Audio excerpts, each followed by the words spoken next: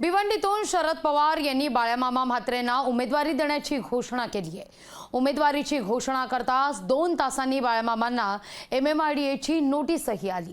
या नोटीसवरून आता आरोप प्रत्यारोप देखील सुरू झाले आहेत।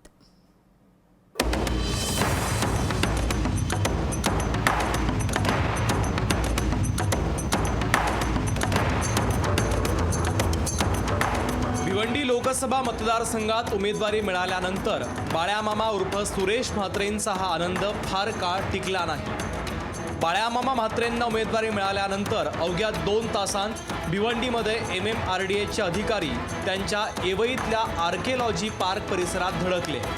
या प्रकरणी हायकोर्टातून स्थगिती आदेश घेतल्यानं बाळामामांनी सांगितलं। हे सगळं कपिल पाटलांनी घडवून आणल्याचा आरोप देखील बाळामामा यांनी केलाय। आम्हाला वरून खूप मोठा दबाव आहे, अर्थातच कपिल पाटील यांचाच दबाव आहे।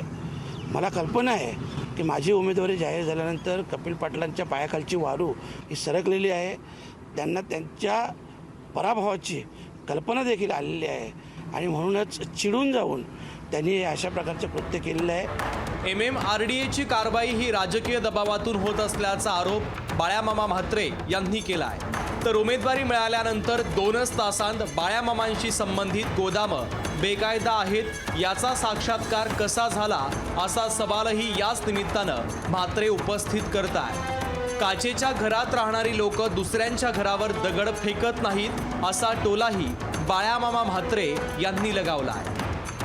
तुम्हाला तुमचा पराभव केल्याशिवाय या भिवंडी लोकसभा क्षेत्रातील जनता ही गप्प बसणार नाही, हे तुम्ही लक्षात ठेवा। आणि आपल्याच्यात एक म्हण आहे, जिनके घर शीशे के होते वो दूसरों के घर पे पत्थर फेंका नहीं करते। कपिल पाटील भ्रष्टाचार आणि अनधिकृत बांधकाम यांची जननी खरं म्हटलं तर तुमच्यापासूनच निर्माण झालेली आहे। भिवंडीमध्ये कपिल पाटील विरुद्ध बाळामामा असा सामना होणार असल्याचं स्पष्ट झालंय। बाळामामा म्हात्रेंना MMRDAची आलेली नोटीस हा फक्त ट्रेलर होता, अजून पिक्चर बाकी आहे असं भिवंडीतले जाणकार सांगू लागले।